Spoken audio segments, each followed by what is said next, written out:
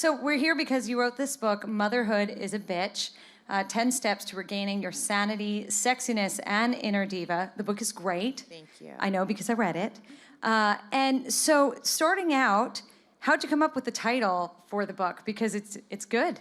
Thank you. So a few ways we came up with the title, one of which is I was having coffee with my girlfriend one morning really early, my co-writer actually, who's amazing.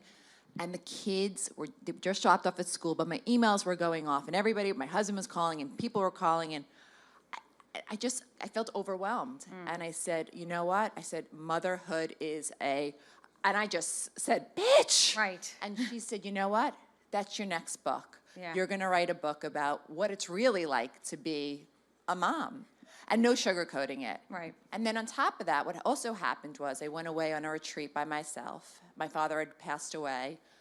And I just got up to the mountains and I just literally at one point sat down on a rock and I just started crying. And I just felt like overwhelmed with everything, with work, with life, with the kids, with just everything. And I remember saying to myself at that point, in that moment in time, I need to start taking better care of myself because if I don't start caring for myself, I can't be there for my kids. I can't be there for my husband, for my job, and for everybody else that needs Lyss and a mom and to be the best mom that I could be. So when I came home from that retreat, I remember walking in the door and I said to my husband, I'm starting to make changes. And I went And he's like, oh God, no, what no. now, right?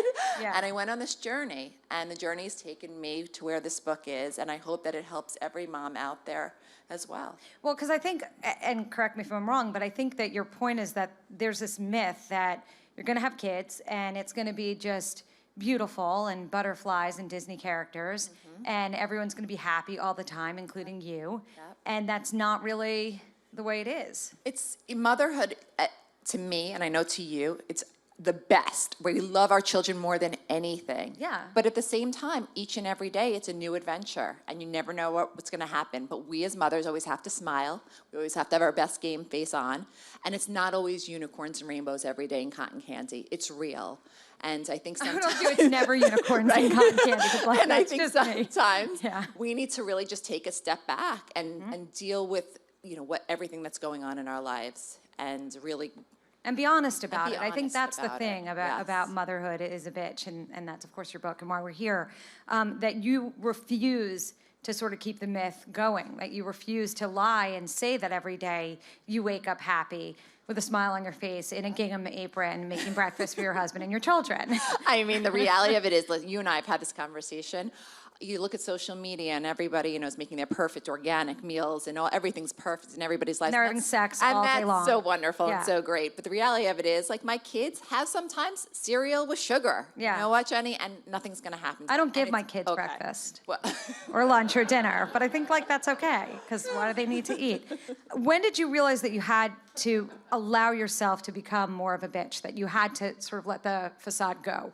I think that when I turned 40, I think that when my third daughter was born, and then we talk about it in the book, when I started my business, Diva Moms, 13 years ago, I had in my head this idea that what my life would look like with children. And here I was 13 years later, and I had now a baby, a 13-year-old, a 9.5, and a 3-year-old. Two boys and the Two princess, boys and a little yeah. and a baby girl. And I remember just saying to myself, like, it was everything in reverse. It was a fairy tale in reverse. And I needed to just start taking baby steps to put my foot down, to delegate, to learn to ask for help, and to learn to take care of me again as a person. Right, because you were always, and I know this about you, that because we've known each other a while, that you are a people pleaser, which is, it kind of, in a way, goes against some of what you are, because you have run this business for years, and you have run Diva Moms, and to run a business takes a bit of assertiveness, Yes. or a lot, but at the same time, you're always saying to people, how can I help you? And you're always trying to give people a break, and that's kind of your nature. Yeah. So at what point did you realize that maybe people pleasing isn't in not just your best interest, but maybe not in the best interest of your kids and of the other mothers that you're trying to help? I think that what happened was when it started to take a toll on me physically, I think that was when I started to say, I need to start taking better care of myself and learning to say no. And I can't please everybody. And I can't be everything to everybody. And none of us as mothers, we're all octopuses, right? We have 8 arms, 8 legs. We're all being pulled at once. Sometimes, though, we need to take a step back and say, no, it's not going to happen today. And that's okay. Yeah. and not to feel bad and not to feel guilty. We Right. have all this guilt all the time, and to learn that we don't have to have that. Right, because it's honest. I mean, Yes.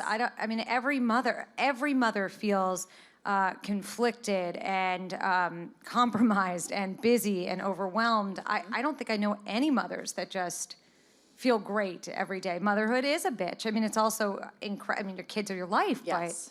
And I think at the end of the day, too, I think we as mothers need to take that time out. We talk about this in the book, whether it's 5 minutes a day, Sure. going to meet a girlfriend for a cup of coffee, texting somebody to say hello, picking up the phone to say hi. but locking the door and pretending you're not home Whatever it may be. with your kids. It's fun. We need that time to ourselves, too. And we need to also remember who we were before we had children as well. And to be You were someone before you had kids? funny, haha. Yes. But you know what I'm saying. I do.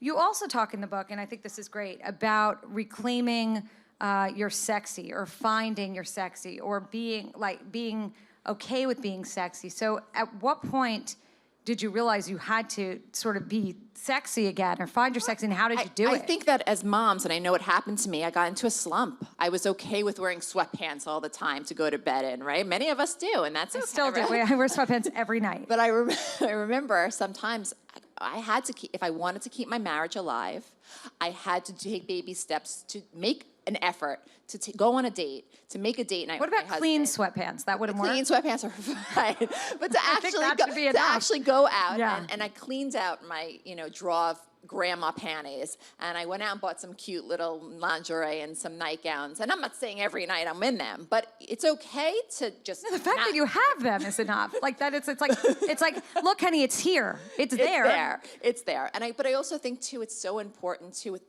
We're all so busy. We all get lost in so many different things. But to have that time and to make that time with our significant other is so important.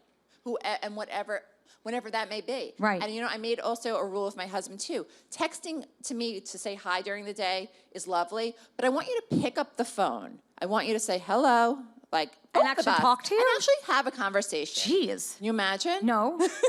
Well, it's No, very. I can, but I'll call my husband. I'll be like, "Hi, honey," and he'll say, "What's wrong?" And I'm like, "Nothing. I just thought maybe we would it's the middle of the day. I'm working." Oh. No, but I think that it's important for all of us to also to take that moment back and make an effort, because it's not going to just happen. If we don't make the effort, it's not going to happen. You also changed your body. You because you had your 13-year-old, you have your 9-year-old, and then I guess how old was Ollie when you had the baby? And then so Ollie was 7. Right, and then you got pregnant with and then I Blake. got pregnant with And Blake. everybody who knew her was like, "What the are you thinking?" Because she was out. It was done, and then there you were. And there I was. And Yeah. I remember I was 40 years old, and I just had a C-section in the hospital. There Yeah. I was, and literally had my 40th birthday in the hospital. Blake was born 2 days before, and she was the best gift, and I know she was given so to me cute. by my father and my grandmother up in heaven. Oh, she's amazing. But with that being said, I remember though it was just like a total whirlwind. Yeah. Honestly was not expecting to ever have. That was it. I was done. I had the 2 boys, and came Blake, and it just threw me for a loop. Of And course. I needed to just get my stuff together again. Yeah, which you did, which you also talk about. The thing about Motherhood is a Bitch, which is 10 steps to regaining your sanity, sexiness, and inner diva, is that Lyss really does plot it out. She really gives you a step-by-step roadmap, if you will, to reclaiming who you are. And just taking baby steps. Nothing can happen in a day. And the way that we wrote it is really fun and easy. It's a great beach read. It's a great read to read in a book club with your friends. And we give you these baby steps, little by little. And just if you do one by one, everybody will get there. And it is universal. And what I also like about the book is it's direct. It's not hippy-dippy. You're not pretending anything is a certain way that it isn't. No. Talk a little bit about the dieting, because you did consult with some of the nutritionists and experts, fitness experts that people know about. Yes. So I love food. Not going to lie. I'm a foodie. I love food too. I just try not to eat any of it. Stop it. And It's true. I have some of my dear friends are nutritionists, and they're amazing, and I call them nutritionist gurus. One is Tanya Zuckerbrot, one is Carrie Glassman, Lauren Slayton, and we have in the book, we have all these tips from different nutritionists. nutritionists and Yep. from people that are exercise gurus as well. We have Fred and Elizabeth from Exhale. We have Ruth from Flywheel. And it's all about the importance of eating well-balanced meals and not for me skipping meals, because for me personally, I was running on Diet Coke, coffee, Twizzlers, and gummy bears. And that's not okay. And that's not okay. And I had to learn to actually train myself to prepare my meals on Sunday. It's all in the book. Little, again, baby steps. But my meals get prepared on Sunday for the week ahead, and I boil my hard-boiled eggs, and I have my eggs every morning for breakfast. How do you And peel your eggs? Wait, do you have a hard time peeling eggs? Because I do. I'm not kidding. I just saw like a gadget on Grommet maybe that will peel your eggs for you. Oh, I didn't know. I didn't Really? buy it. I just saw it. I might have to get that. I don't make enough, But but you know what else, Jenny? I learned I don't skip meals now. And people are like, what? I eat breakfast, I eat lunch, and I eat don't think dinner. I How could simple? do that. Yeah, I do. it is simple, but I don't think I could. Yes, you could. If you... Yeah, no, definitely not. I have to starve and then eat. No, you have to eat. I think you're right. I think your advice is way more rational than starve until you feel like you're going to drop and then eat. But I also think, too, that I came the end of the day and I was ravenous, and I would eat this huge meal, and I'd eat it, and then I'd have dessert. And what I've also learned, too, is I try to stop having dinner. I want to be done with the dinner by 8 o'clock. I mean, they say in the... I think that's actually, yeah. I mean, they say you should be done by 6. For me, that's not I'll happening. give you a That's not my trick. life, Yeah, but- here's a trick that you can add in the next book in terms of that. Also, always have a 12-hour fast in your day. At least a 12-hour fast. No, you're laughing. I'm not kidding. 12-hour fast could be 6 o'clock at night to 6 o'clock in the morning, or 7 o'clock at night to 7 o'clock in the morning. So if you finish dinner at 8, don't eat again till 8. Okay. It's not hard. Okay, I'll try that. Maybe Yeah. for the next book we'll write about that. Yeah, All right, and I'll put it- we'll add that's that. the only thing I do. It's not working very well, but You look amazing. What is your best beauty tip? Because you are such a beautiful girl, and you're always put together. So one of my best beauty tips is I have very, very curly hair.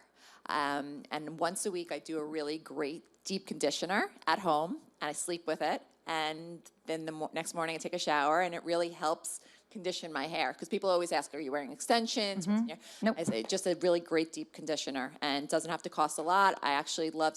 And sometimes I actually use coconut oil. So, and just wrap it up. And Oh, really? And then how often do you wash your hair? I wash my hair about 3 to 4 times a week. I think I'm the do not same. wash, and that's another thing too. I don't wash Yeah. my hair. Some people wash their hair every single day. People are like, how do you not wash your hair every day? I put it up. in Yeah. My little scrunchie When my oil. kids start telling me my hair smells is when I wash it. always- No, it's true though. I wait. What traits do you find that successful women have in common?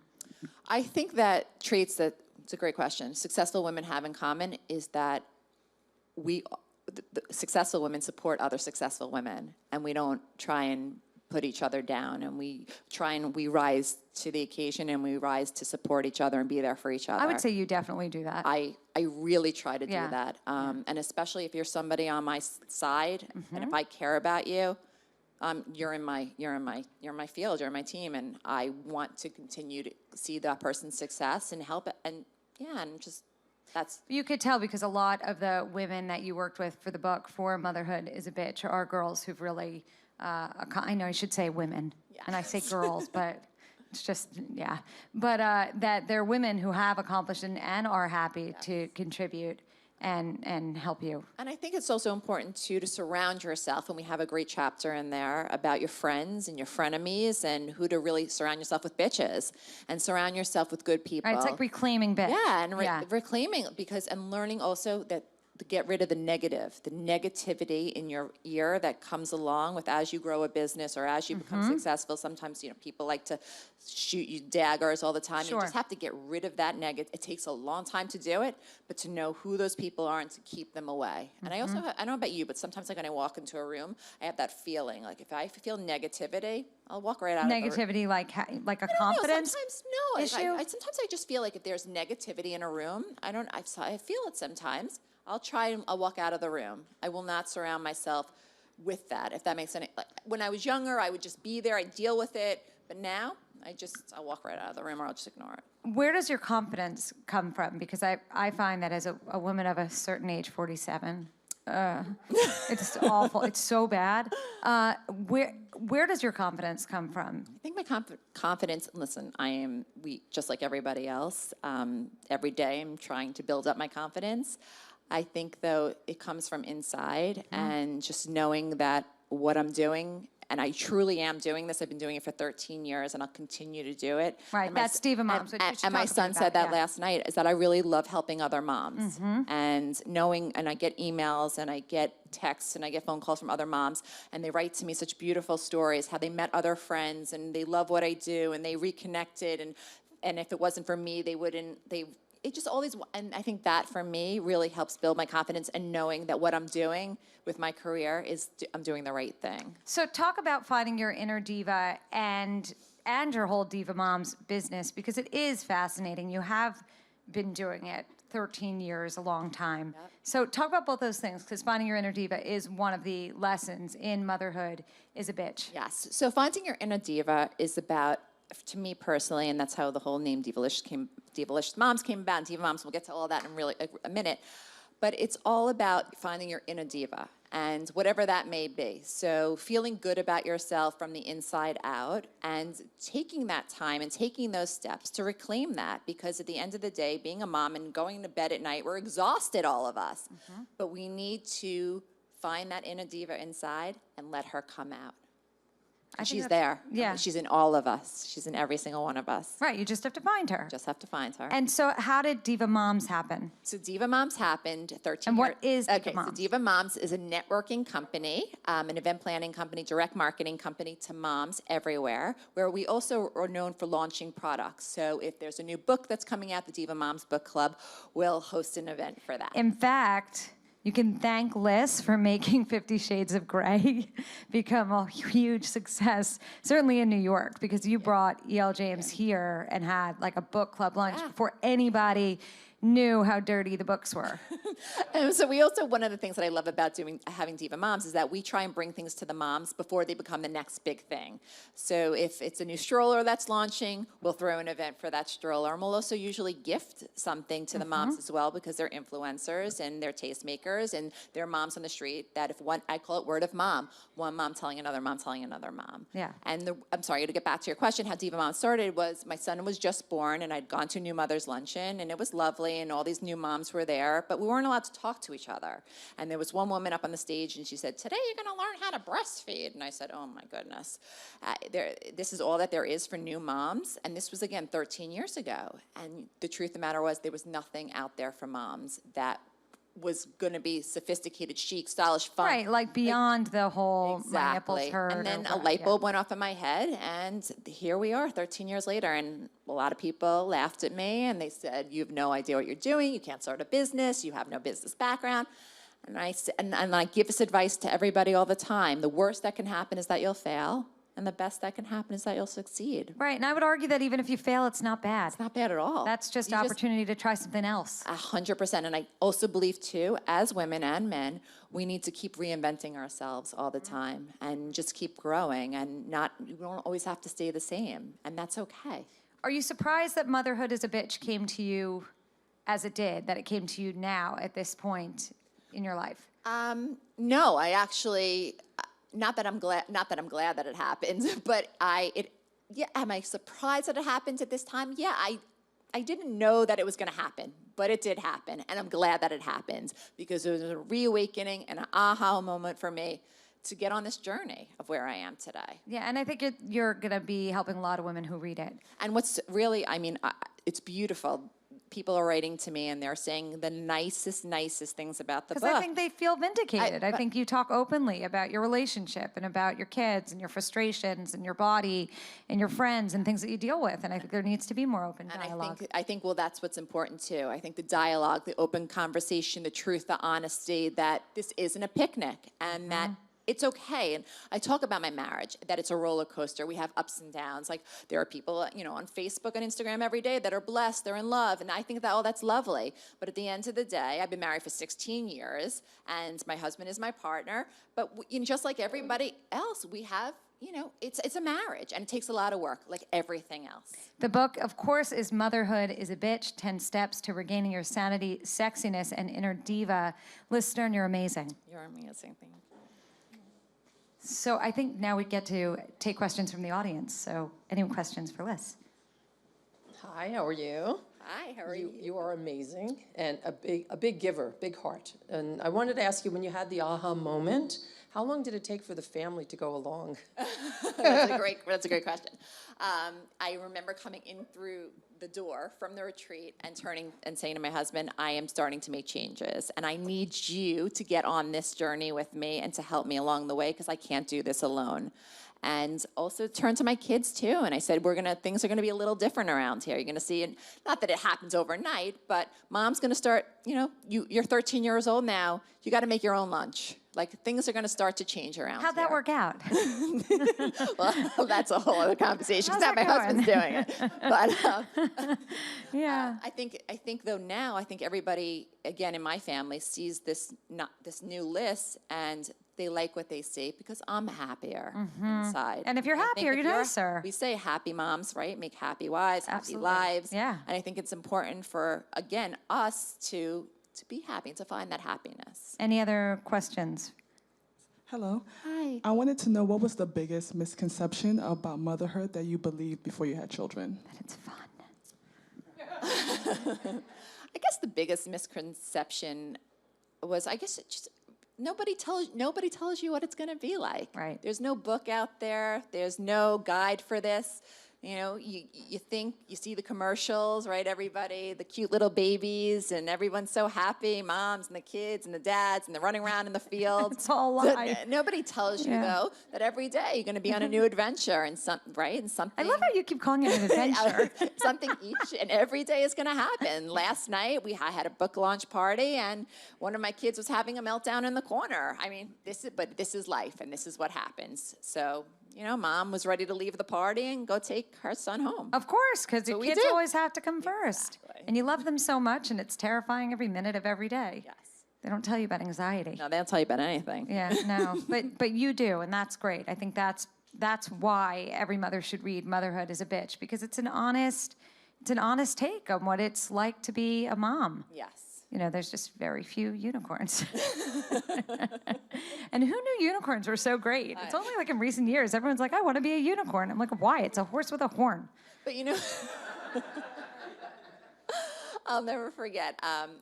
It's in the book too. Like the kids had a bake sale, and the mothers, everyone was, and which is wonderful. Everyone was making these beautiful cakes and cookies, and I didn't have time, and I bought store-bought cookies, and I remember the mothers were like horrified by me, and I just said, "This is the best that I could do today." Yeah, and you brought And I cookies. brought cookies, Right, and- the kids are happy. And the kids are happy. Well, you are terrific. Lyss Stern, everybody, please buy Motherhood is a Bitch, 10 Steps to Regaining Your Sanity, Sexiness, and Inner Diva. This was so much fun, and thanks, AOL Build. Thank you.